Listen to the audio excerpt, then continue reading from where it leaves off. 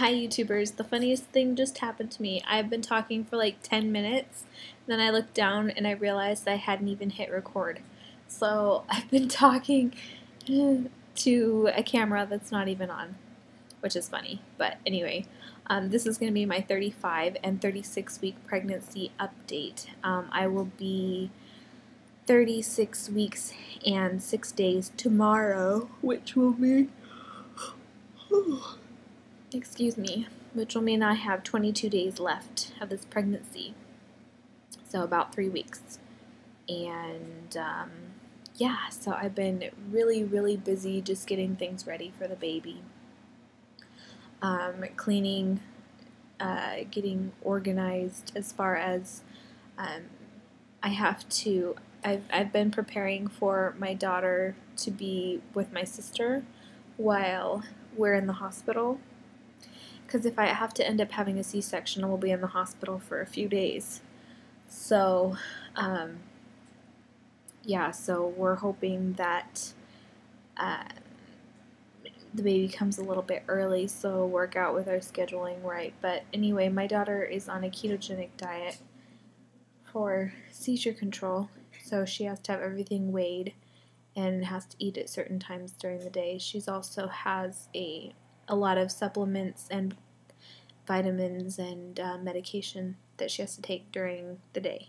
So I've been organizing all of that, writing down do's and don'ts, writing down schedules, all of that kind of thing. Denny also has to be, her seizures have to be written down, like when she has a seizure. She has to, I have to take her ketone levels, and of course weigh her, but not every day. I don't have to weigh her every day. So anyway, there's a lot to be done with Denny, so I want it to be as easy as possible for my sister. So I'm writing everything down. And charts are everywhere. I'll show you guys once I finish completely. But yeah, so that's why I've been not on here, is because I've been just getting ready for baby and trying to figure all this stuff out. I have put on some weight since my last video. I think, well, obviously the baby's growing, and I think I'm retaining a lot more water. I remember retaining a lot more water towards the end of my pregnancy. And yeah, so my doctor's appointment was last Tuesday. I have another one next week, but last Tuesday, this past Tuesday, everything was great. The baby's growing wonderfully. Nothing looks concerning at all. The only thing that upset me, and it upset me pretty badly, is my last video I mentioned I talked to my doctor and they said they were going to be okay with the way I wanted to deliver and all of that kind of thing. And this time I asked, when I went in, I asked them if I would be able to walk around the room, at least walk around the room, because he had said that they want to monitor me all the time, like the baby. And I know when you're hooked up to a monitor, you can't really go very far. And when you move, things come loose and undone, and they lose the signal on the baby or whatever. And so I asked if I could at least stand up beside the bed, and he said it's all to the discretion of the nurses. If they feel like they can monitor me well, so that I can get up and walk around, then that's fine. But if they don't, then I'm going to be stuck in bed. And I really do not want to be stuck in bed. I think it's ridiculous that they force you to be in bed when there's no reason for it.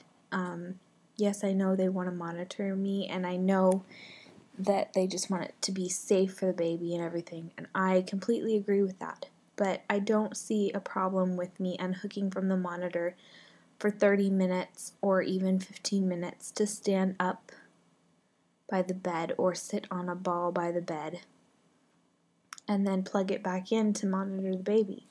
I don't see anything wrong with that, but the doctor was pretty persistent that they want to monitor the baby. Now, I don't want to sound selfish, and I don't know if that sounds selfish at all, but I think my labor will go easier if I'm able to stand up, if I'm able to move around. I think it will move quicker. I don't think I would stall out in labor if I were able to do that. All of that kind of thing. I'm nervous about that now, where I wasn't before, really, because I kept thinking, well, as long as I get to walk around the room, or at least stand up beside the bed. But now they're kind of telling me, sorry, and I don't really have a choice, which is really sad. So I've been contemplating, they said to come in at around 5 when your contractions are 5 minutes apart and they're painful. Now I'm almost contemplating on going in later, or at least going to the hospital and walking around the hospital for a while. So at least I'm there at the hospital if something were to happen, but I don't know. I just don't want to be stuck in a bed.